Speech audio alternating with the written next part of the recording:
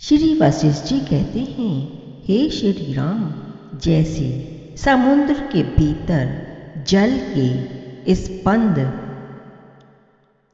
के स्वभाव से च्युत हुए बिना ही लहरों के वेग के रूप में प्रकट होते हैं, उसी प्रकार चेतन परमात्मा में दृश्य जगत की प्रतीतियां होती रहती हैं। जैसे स्वप्न और संकल्प मनोरथ में प्रतीत होने वाले घट पट आदि पदार्थ अनुभव में आने पर भी वास्तव में है नहीं, उसी प्रकार चेतनकाश रूपी पर ब्रह्म परमात्मा में दृष्टिगोचर होने वाले ये पृथ्वी आदि जगत इंद्रियों के अनुभव में आने पर भी वास्तव में है नहीं। जैसे मरुभूमि सूर्य की किरणों के अंतर्गत दिखने वाली जल की नदी मृग तृष्णा है।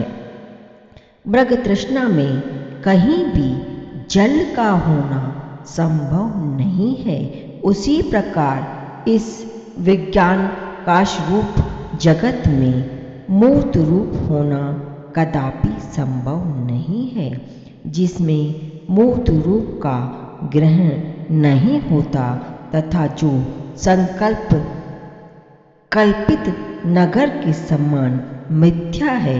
इस जगत में उस जगत में जो दृश्यता की प्रतीति होती है वह मरुचिका में दृष्टिगोचर होने वाली नदी के समान भ्रांति रूप ही है।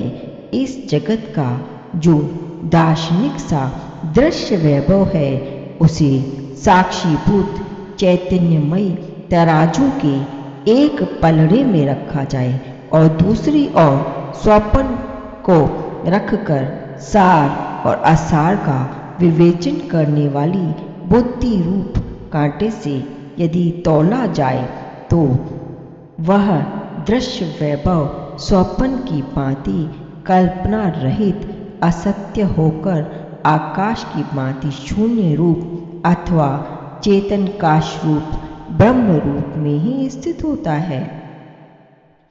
अज्ञानियों की जो समझ है उसी में जगत शब्द का ब्रह्म से भिन्न अर्थ भाषित होता है। वास्तव में जगत ब्रह्म और स्व आत्मा इन शब्दों के अर्थ में कोई भेद है ही नहीं, इसलिए यहाँ जगत आदि कोई भी दृश्य उत्पन्न नहीं हुआ है। नाम और रूप से रहित चेतन ब्रह्म ही ज्यों का त्यों निर्विकार भाव से विराजमान है। इस रीति से माया में महाकाश में स्थित यह जगत आवरण शून्य चेतन आकाश रूप परमात्मा ही है। इस विषय में मांडव्याख्यान सुनाया जाता है जो कानों के लिए आभूषण रूप है।